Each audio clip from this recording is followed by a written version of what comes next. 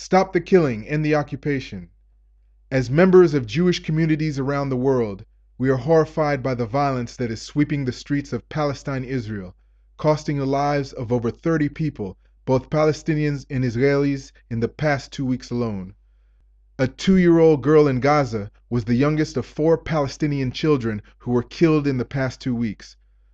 A 13-year-old Israeli boy is in critical condition after being stabbed nearly a dozen times. Over 1,000 people were injured in the same period. Fear has completely taken over the streets of Jerusalem, the center of this violence.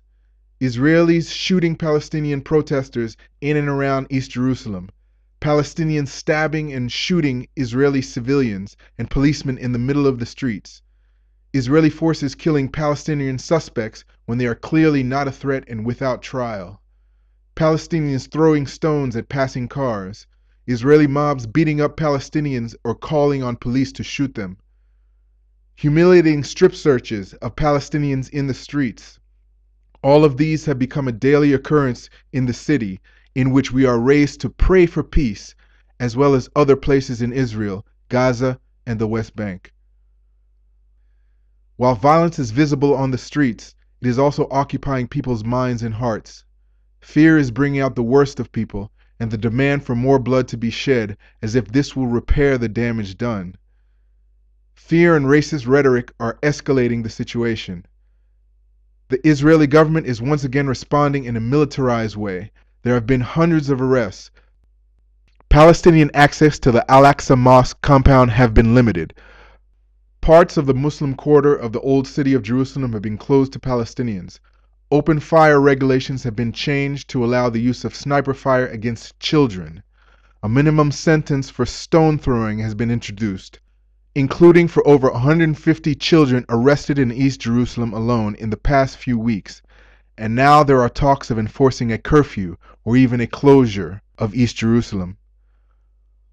All these constitute collective punishment on the entire population of East Jerusalem, with over 300,000 people.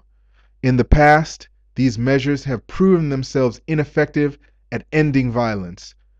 Decades of dispossession, occupation, and discrimination are the main reasons for Palestinian resistance. Further, Israeli military repression and ongoing occupation and siege will never end the Palestinian desire for freedom, nor will it address the root causes of violence. Indeed, the current actions by the Israeli government and army are likely to create further violence, destruction, and the entrenchment of division. Only justice and equality for all will bring peace and quiet to the residents of Israel and Palestine. As a group of Jews from around the world, we believe that immediate change needs to come from the Israeli government and Israeli people. It is incumbent on all Jews around the world to pressure the Israeli government and those who follow and support its words and deeds to change its approach. The military crackdown must cease immediately. Palestinians must be allowed complete freedom of movement. It is also a responsibility of Jewish people worldwide to obligate the countries in which we live to immediately cease the economic and military support of the ongoing Israeli occupation in Palestine and siege of Gaza. We call on our Jewish communities and our broader communities to publicly insist on an end to the violence, occupation, siege, and military response, and instead demand equality and freedom for the Palestinian people and justice for all.